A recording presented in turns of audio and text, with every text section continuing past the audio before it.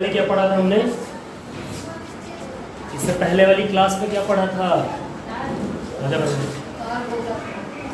Hammer throw ना, hammer throw और short put और डिस्कस थ्रोइंग इवेंट सारे कंप्लीट हो गए। तो थ्रोइंग इवेंट में कोई दिक्कत तो नहीं थी, समझ में आ गया था ना? केवल एक दो चीज़ें हैं, अगर तुम लोगों ने केवल शॉर्ट पुट का भी याद कर लिया तो हैमर का ऑटोमेटिक याद हो जाना है ना, और डिस्कस का भी याद है। सिर्फ उसमें यूज़ होने वाले जो इक्विपमेंट है उनका वेट अलग अलग होता है, डायमीटर अलग अलग होता है, बाकी लगभग ग्राउंड में सारी चीज़ें सेम होती हैं। उनके सेक्टर एंगल भी तीनों का सेम था, कितने कितने डिग्री, 34.92 डिग्री। लेकिन जेवलिन का कितना था, भाला फेंक का 29 डिग्री था। उसका डायग्राम, उसका ग्राउंड थोड़ा सा अलग है। अभी आज हम पढ़ेंगे थ्रोइंग इवेंट में, सॉरी जंपिंग इवेंट। कौन से? Jumping event. कौन सी इवेंट है ये? जंपिंग इवेंट में आता है, ठीक है। लॉन्ग जंप, जंपिंग इवेंट के अंदर हम क्या पढ़ेंगे? लॉन्ग जंप पढ़ेंगे। और लॉन्ग जंप को हिंदी में क्या बोलते हैं? लंबी कूद बोलते हैं, ठीक है। लॉन्ग जंप का जो एरिना होता है, जब आप ग्राउंड में जाओगे उसमें पार्टिसिपेट करने के लिए, तो लॉन्ग जंप में इस टाइप का एरिना तुमको दिखेगा। पूरे ग्राउंड में ट्रैक के आसपास तुमको फील्ड के अंदर ये चीज़ दिखेगी। तो इसके अंदर कौन सा खेल होता है? लॉन्ग जंप होता है या लंबी कूद होता है। फील्ड इवेंट में आते हैं, किसमें? फील्ड इवेंट के थ्रोइंग जंपिंग इवेंट में आता है, ठीक है। दिख रहा है ना ये ऐसा? क्रिकेट की बैट के जैसा दिख रहा है क्या? मान लो वैसे ही दिख रहा है, दिमाग में बैठा लो कि क्रिकेट की बैट के जैसा दिख रहा है, ठीक है। ये तो बीच का एरिया दिख रहा है ना तुमको, इसी के अंदर कूदते हैं, ठीक है। इसमें बालू वगैरह भर दी जाती है जिससे कूदने में क्या ना लगे, चोट न लगे। इसमें क्या फिल कर दी जाती है? बालू या सॉफ्ट भुरभुरी मिट्टी इसमें डाल दी जाती है, ठीक है। और इस पूरे बीच के एरिया को हम बोलते हैं लैंडिंग पिट। क्या बोलते हैं? लैंडिंग पिट। लैंडिंग पिट, पिग नहीं, पिट, PIT, पिट। इसको क्या बोलते हैं? लैंडिंग पिट। लैंडिंग पिट का मतलब हिंदी में होता है अवतरण क्षेत्र। क्या? अवतरण क्षेत्र। अवतरण क्षेत्र, ठीक है, ध्यान रखना। यानी इसी के अंदर एक खिलाड़ी दौड़ करके आता है, कूदता। दौड़ता कहाँ से है? यहाँ से दौड़ना शुरू करता है, यहाँ से दौड़ कर आता है और इस पे जंप करता है। जिस पे दौड़ता है उस पे क्या, उसको क्या बोलते हैं? रनवे बोलते हैं। इसको हम क्या बोलते हैं? रनवे। जिस पे खिलाड़ी दौड़ता है उसको हम क्या बोलते हैं? रनवे बोलते हैं। जिस पे खिलाड़ी दौड़ेगा उसको क्या बोलेंगे? रनवे बोलेंगे, ठीक है। ये एक एरिया दिख रहा है, यहाँ पर कुछ लगा हुआ है, दिख रहा है ना यहाँ पर? ये जो यहाँ पर लगा हुआ है, यहाँ पर रखा जाता है कि टेक ऑफ बोर्ड। क्या रखा जाता है? टेक ऑफ बोर्ड लगाया जाता है। यहाँ पर क्या लगाया जाता है? टेक ऑफ बोर्ड लगाया जाता है। यहाँ पर क्या लगाया जाता है? ये क्या है? टेक ऑफ बोर्ड है। इसको क्या बोलते हैं? टेक ऑफ बोर्ड, BOARD, ठीक है। Take off board. अभी होता किस लिए भी आगे बताएंगे, ठीक है। जितनी भी मार्किंग लाइंस दिख रही है तुमको, जितनी भी ये मार्किंग लाइंस है ना, कितने सेंटीमीटर होनी चाहिए? हाँ, कितने सेंटीमीटर? 5 सेंटीमीटर। सिर्फ एथलेटिक्स में सिर्फ एक ही खेल है जिसमें जिसके आर्क में 7 सेंटीमीटर की लाइन लगाई जाती है। कौन से खेल में? एथलेटिक्स के जेवलिन थ्रो में। उसका जो आर्क लगाते हैं, उस आर्क कितनी सेंटीमीटर मोटी लाइन बनाई जाती है?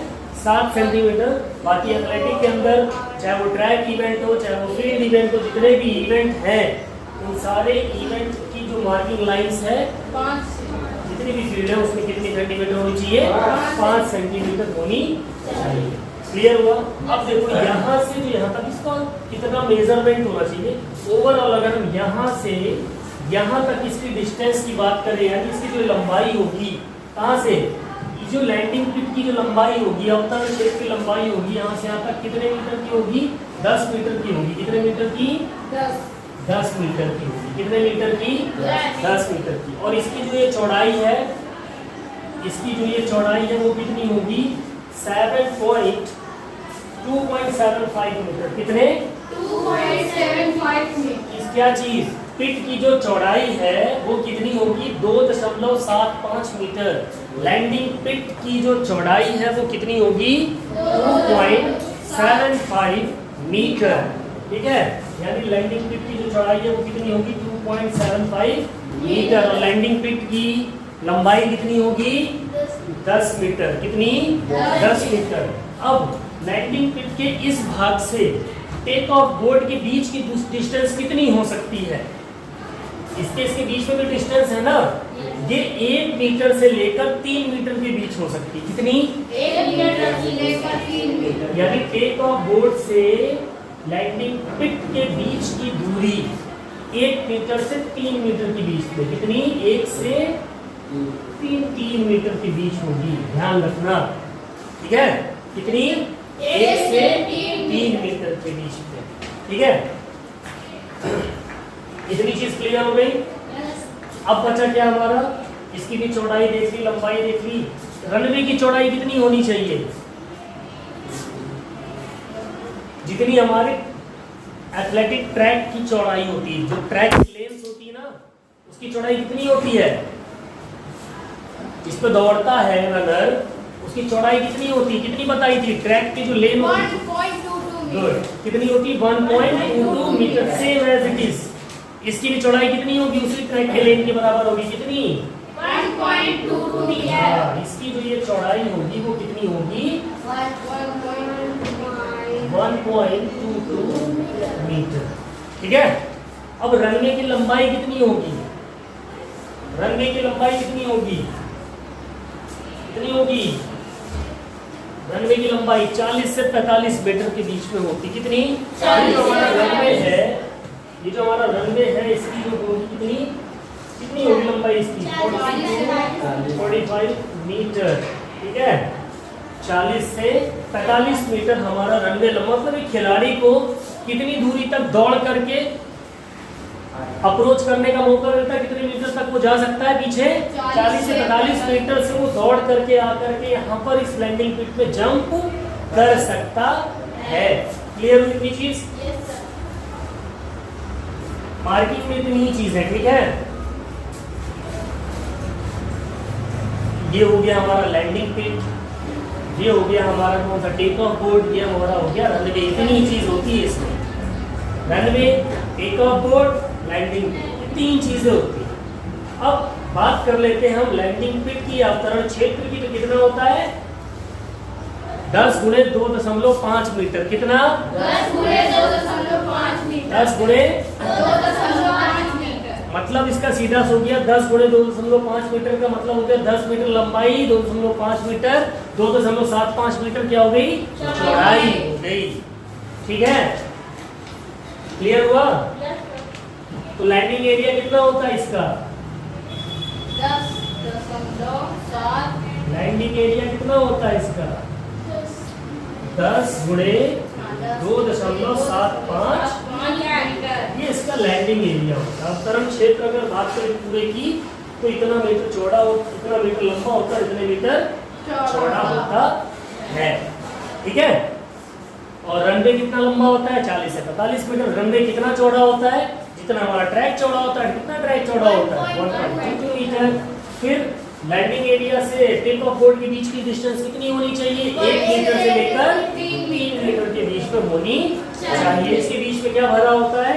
बालू भर दी जाती है, ताकि हाँ, या बुरबुरी मिट्टी भर दी जाती है, जिससे कि खिलाड़ी को चोट ना लगे। फिर यहाँ पर अगर तुम देखोगे तो मेजरमेंट बोर्ड बनाए जाते हैं। क्या बनाए जाते हैं? यहाँ पर मेजरमेंट बोर्ड्स होते हैं। क्या होते हैं? यहाँ पर मेजरमेंट बोर्ड लगे होते हैं। 1 2 3 4 5 6 7 8 9। इससे पता चलता है कितनी दूरी। हाँ, यहाँ पर मेजरमेंट बोर्ड्स लगे होते हैं, जिससे क्या होता है? दूर से पता चल जाता है कि जैसे ये 1 मीटर का हो गया, ये 2 मीटर, ये 3 मीटर, ये 4, ये 5, ये 6, ये 7, ये 8, ये 9 तक रखा जाता है, ठीक है? कितने तक मेजरमेंट बोर्ड्स लगाए जाते हैं? 9 मीटर तक लगाया जाता है, ताकि पता चले खिलाड़ी ने कौन सी डिस्टेंस को कवर अप किया। थोड़ा बहुत आगे पीछे होगा तो उसको इंची टेप से क्या कर लेते हैं? नाप लिया जाता है। नाप कहाँ से लिया जाता है?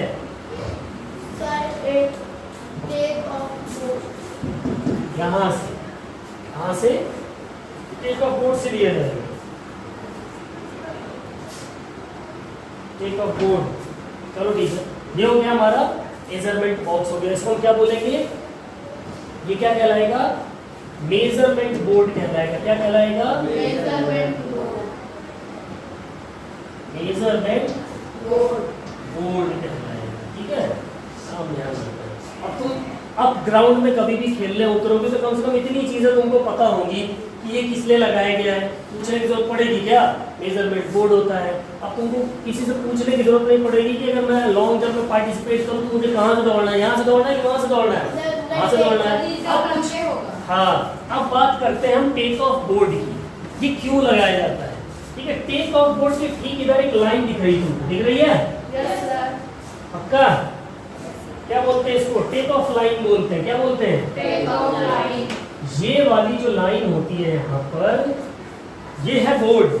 बोर्ड के ठीक इधर एक टेक ऑफ लाइन बनाई तो चूना डाल दिया जाता है। और बहुत सी जगहों पे तो और अच्छे से लाइन बनाई जाती है, बट नॉर्मल जगहों पे यहाँ पर क्या कर दिया जाता है? चूना डाल दिया जाता है। ठीक है, इस टेक ऑफ लाइन का मतलब क्या होता है? इसको कहाँ लिख दें? ऐसे ले आते हैं। ये वाली लाइन क्या कहलाती है? टेक ऑफ लाइन कहलाती है। क्या कहलाती है? Take off line. Take off line. ठीक है, अब ये टेक ऑफ लाइन होती क्यों है ये समझ लो पहले एक बार।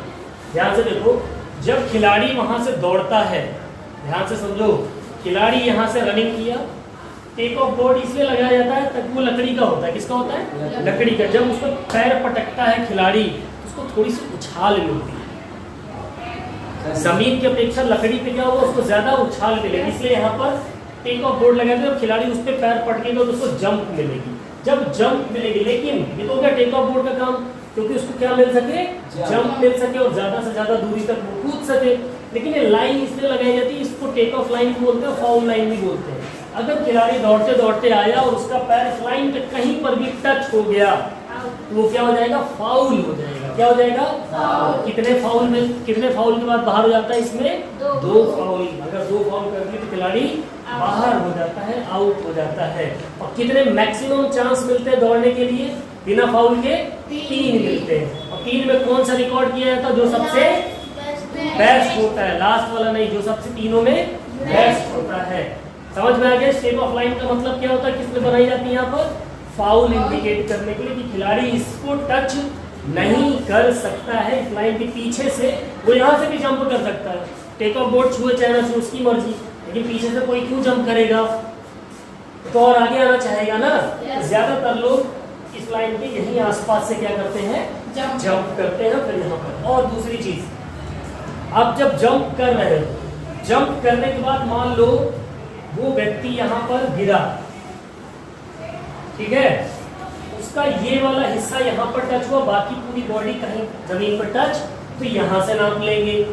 लेकिन गिरने के बाद वो पीछे चला आया, तो गिरने के बाद पीछे आ गया, पीछे वो जहां तक आ गया वो वहीं से नाप लिया जाएगा। इसलिए जब भी आप जंप कर रहे हैं तो सीधे यहीं से निकल जाए बाहर, पीछे नहीं आना है। जहां गिर गए पीछे हाथ भी नहीं लगाने की कोशिश करनी है।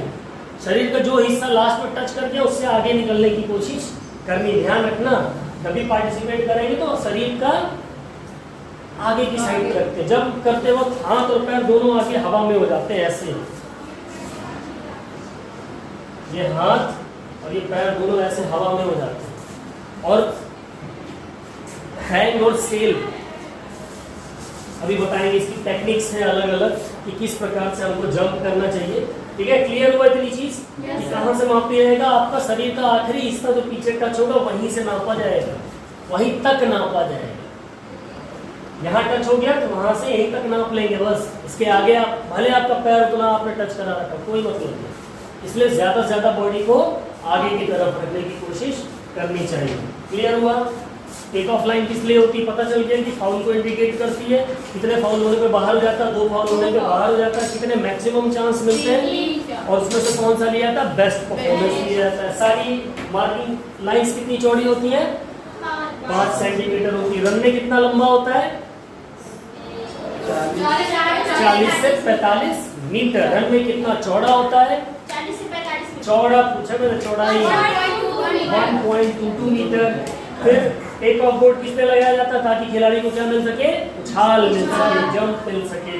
फिर लैंडिंग पिट की माप क्या होती है, लैंडिंग एरिया की माप क्या होती है, 10 गुणे 2.75 मीटर, जिसमें 10 मीटर क्या है, पिट की लंबाई है, 2.7 मीटर क्या है, पिट की चौड़ाई है।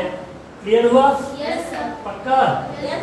और लैंडिंग पिट और टेक ऑफ बोर्ड के बीच की डिस्टेंस कितनी होती है, 1 से लेकर 3 मीटर तक होती है। इसी में एक चीज और ध्यान रखो, मैंने बीच में तुम लोग को लिखवाया था ट्रिपल जंप, लिखा था तुमने, त्रिकूद एक अलग से लिखा था उसको, चौका त्रिकूद, इसी जगह पे होती है वो, लेकिन वो खेल अलग काउंट किया जाता है, इस खेल से अलग है, लेकिन इसी एरिया के अंदर वो खेल करवाया जाता है। उसमें फर्क क्या कर देते हैं, यहाँ पर एक लाइन लगा देते हैं, क्या कर देते हैं, यहाँ पर मार्किंग कर देते हैं 13 मीटर पे, कितने मीटर पे, 13। यहाँ से यहाँ तक की डिस्टेंस कितनी, 13 मीटर। समझ में आया? यानी खिलाड़ी यहाँ से तो दौड़ के आ रहा है, यहाँ से उसको 3 स्टेप लेना पड़ेगा। कितने स्टेप? एक ही पैर पे 2 बार कूदना पड़ता है। दौड़ते दौड़ते आए, इस पैर पे जंप लिया तो दोबारा ये पैर नहीं रख सकते हो आप, हवा के बाद यही पैर दोबारा जमीन पे आना चाहिए, फिर वाला पैर रख के आप जंप करो, इसीलिए इसको ट्रिपल जंप बोलते हैं। दौड़ते दौड़ते आ रहे हैं, इस पैर पे जंप लेने के लिए हम एक ही पैर पे उछाल मारेंगे ना, इस पैर से उछल गए तो दोबारा जमीन पे कौन सा पैर पड़ना चाहिए, नीचे, बस यही पैर पड़ना चाहिए। उसके बाद तीसरे स्टेप में ये वाला पैर पड़ेगा, फिर जंप। ये ध्यान रखना है, ट्रिपल जंप पे क्या होता है, जिस पैर से आपने जंप ली फर्स्ट, तो नीचे आते वक्त वही पैर जमीन पर रखेंगे, फिर तीसरे स्टेप में आप दूसरा पैर चेंज करके फिर आप क्या करेंगे, जंप। इसीलिए इसको बोलते हैं ट्रिपल जंप, और यहाँ 13 मीटर से स्टार्ट हो जाती है। ठीक है, ध्यान रखना कितने डिस्टेंस पे लगती है, ये वाली लाइन 13 मीटर पे लगाई जाती है। क्यों लगाई जाती है, ट्रिपल जंप के लिए। किसके लिए, बाकी सारी चीजें एज इट इज सेम होती है। तो ट्रिपल जंप, लॉन्ग जंप दोनों कवर हो गया। बहुत स्ट्रॉन्ग कंटेस्टेंट चाहिए जिसका पैर बहुत मजबूत हो, वही इस पर पार्टिसिपेट करता है। कभी कोशिश करना एक पैर पर 2 बार जंप करने की, यहीं से बस इतने पे कूदोगे, यहीं पर रह जाओगे। समझ आया? फिर भी लोग 13 मीटर का गैप क्रॉस करके यहाँ तक कूदते हैं, सोचो। ठीक है, बहुत पावर चाहिए उसके लिए, एक्सप्लोसिव स्ट्रेंथ चाहिए होती है। ये क्लियर हो गया। फिर ये बॉक्स किस लिए बनाए जाते हैं, मेजरमेंट के लिए बनाए जाते हैं, माप के लिए बनाए जाते हैं, है ना। कितनी नंबरिंग होती है मेजरमेंट बॉक्स में, कितने से लेकर 1 से लेकर 9 मीटर तक नंबरिंग हो जाती है। क्लियर हो गई इतनी चीज, बन गया ये, यस सर। मिटा दे, Yes, यार इधर जगह, इधर तो इसको फिर इधर किसका लिया तुम लोगों ने। अब देखो, अब हम बात करते हैं इसके 4 चीजें होती हैं इसमें। एक लॉन्ग जंप का कोई खिलाड़ी होता है, उसको 4 चीजें समझ में आनी चाहिए, तभी वो आराम से क्या करेगा, उसमें पार्टिसिपेट करके कूद पाएगा। सबसे पहली इंपॉर्टेंट चीज होती है अप्रोच। क्या होती है, क्या होती है, अप्रोच। अप्रोच के बाद क्या आता है, अप्रोच के बाद आता है हमारा टेक ऑफ। क्या आता है, ध्यान से समझ लो, इसकी सीक्वेंस यही होनी चाहिए। कभी कभी इसको आगे पीछे करके बताता है कि अब आप इसको सही से लगाइए। अप्रोच हो गया, टेक ऑफ हो गया, टेक ऑफ के बाद आता है हमारा फ्लाइट। क्या आता है, फ्लाइट। और फ्लाइट के बाद क्या आता है हमारा, लैंडिंग। क्या आता है, लैंडिंग। क्या आता है, ये एक सीक्वेंस है, ATFL, ये याद रखना, इसका शॉर्ट फॉर्म है ATFL। A for approach, T for take off, F for flight, L for landing. Approach का मतलब होता है कि इस पे कूदने से पहले आप कोई रन, एक जो दौड़ने के लिए होता है ना, कि यहाँ से दौड़ रहे हो, कूदने के लिए अगर हमको कुछ दूर दौड़ने को मिल जाए तो हम ज्यादा दूर तक कूद सकते हैं, उसी को बोलते हैं अप्रोच। कूदने के लिए हम जो दौड़ रहे हैं रनवे के अंदर, वही क्या कहलाती है, अप्रोच। अप्रोच का काम कहाँ पे होता है, अप्रोच का काम इस एरिया में होता है। अप्रोच का काम कहाँ होता है, इस एरिया में होता है, रनवे में। फिर टेक ऑफ, टेक ऑफ का काम कहाँ होता है, टेक ऑफ बोर्ड पे कस के मारते पैर, फिर जंप करते हैं, टेक ऑफ हो गया। फ्लाइट क्या होती है, फ्लाइट पहले, फ्लाइट क्या थी, जो जहाज होता है वो रनवे पे क्या करता है, चलता है खूब तेजी से, तेजी पे चलने के बाद वो टेक ऑफ करता है, हवा में आता है, उछलता है। देखा कभी फ्लाइट को, उसी को सेम वही पैटर्न है इसमें। टेक ऑफ किया, टेक ऑफ करने के बाद क्या होता है, लैंडिंग। टेक ऑफ करने के बाद लैंडिंग हो गई, फ्लाइट। अब वो हवा में है, जहाज हवा में चलता है ना, फिर उसको जहां उतरना है फिर वो लैंड करता है। सेम एक जहाज का प्रोसेस है इसके अंदर, जो फ्लाइट होती है एयरपोर्ट्स पे, तो यहाँ पर एक खिलाड़ी भी उसी तरीके से परफॉर्म करता है। पहले वो अप्रोच करता है, क्या करता है, रन करता है, दौड़ता है, दौड़ने के बाद फिर वो टेक ऑफ करता है एक जगह से, उछलता है, फिर उछलने के बाद वो कुछ देर हवा में रहता है, उसी को बोलते हैं फ्लाइट। फिर जब वो नीचे गिरता है इस लैंडिंग पिट पे, उसको बोलते हैं लैंडिंग। यहाँ पर कौन सी परफॉर्मेंस होगी, अप्रोच। टेक ऑफ बोर्ड के पास क्या होगा, टेक ऑफ। टेक ऑफ के बाद वो कहाँ जाएगा, हवा में, यहाँ पर, और फिर हवा में, हवा को क्या बोलेंगे, फ्लाइट। और फिर उसके बाद जब वो नीचे गिरेगा उसी को हम क्या बोलेंगे, लैंडिंग बोलेंगे। यही 4 स्टेप मेन होते हैं। पहले आपको अप्रोच कर रहे हैं, अप्रोच जितनी अच्छी होगी, आपकी स्पीड रनवे पे जितनी अच्छी होगी, आपका टेक ऑफ उतना ही अच्छा होगा। और टेक ऑफ जितना अच्छा होगा उतनी ज़्यादा हवा में जाओगे, और जितना ज़्यादा हवा में जाओगे उतनी दूर तक आप लैंड कर पाएंगे। इसलिए मेन काम क्या होता है, वहाँ इतनी अच्छी स्पीड बना ली तुमने, और फिर टेक ऑफ बोर्ड पर अच्छे से तुमने फिनिश कर दिया, और तो हवा पे जाने के बाद पैरों को ऐसे सेल किया जाता है, चलाया जाता है साइकिल की तरह, ताकि वहाँ पर जो एयर में जो गैप है उसको चीरते हुए आप और ज़्यादा से ज़्यादा आगे निकल सको। हवा भी रोकती है ना इसी चीज़ को। ठीक है, ये चीज़ क्लियर हो गई, समझ में आ गया। ATFL का मतलब क्या होता है, ये चार चरण है। किसके चरण है ये, 4 चरण है लंबी कूद के, 4 फेजेस हैं। क्या है ये, फेजेस। इनको हम बोलते क्या है, इनको हम बोलते हैं फेजेस। ये क्या कहलाते हैं, फेजेस कहलाते हैं, फेजेस ऑफ लॉन्ग जंप। ठीक है, इसको पहले लिख लेना। फेजेस ऑफ लॉन्ग जंप कितने हैं, 4 हैं। अप्रोच, टेक ऑफ, फ्लाइट और landing. Phases, PHASES of long jump की स्पेलिंग ऊपर लिखी हुई है। इसके बाद इस पे क्या आती है,